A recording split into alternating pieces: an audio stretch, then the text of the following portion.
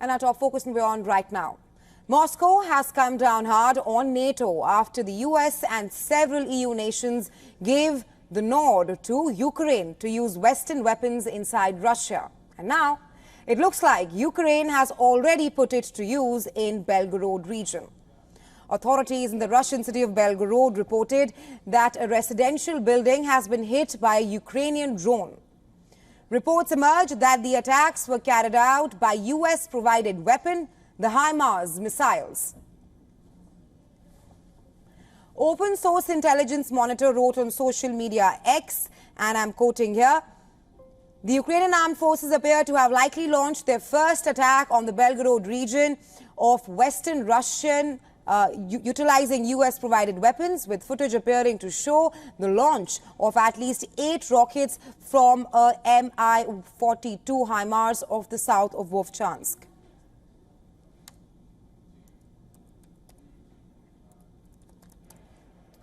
The Kremlin has stated that the United States, NATO and some European countries are encouraging Ukraine to continue what it calls Kiev's senseless war with Russia. The Kremlin said that it was already aware of the attempts by Ukraine to strike targets on Russian regions with weapons provided by the US.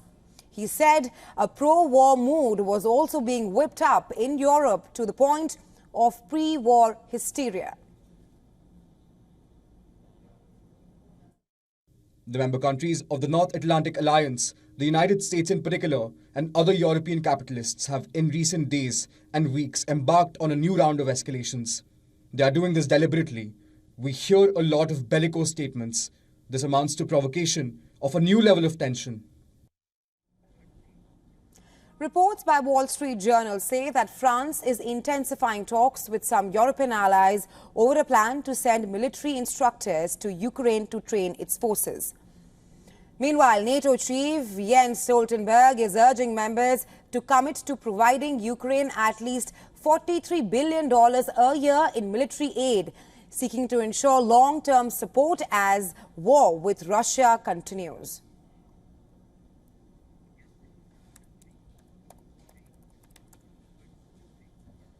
And well, for more on this, we are now being joined by Joachim Bitterlich, who is a former German ambassador to NATO and former European diplomat and security advisor to German Chancellor.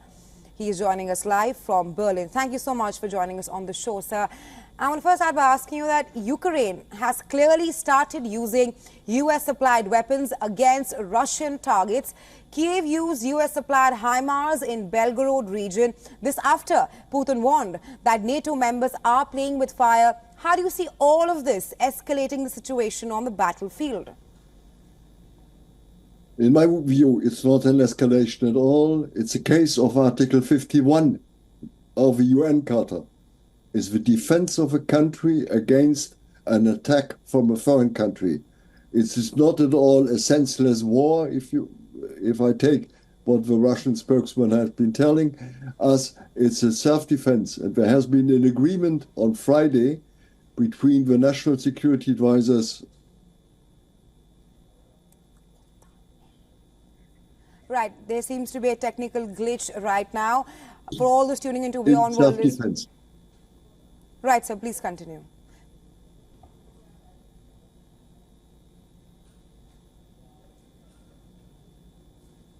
So we were talking about how Ukraine has started using US-supplied weapons against Russian targets. In the latest, Kiev has used US-supplied HIMARS in Belgorod region.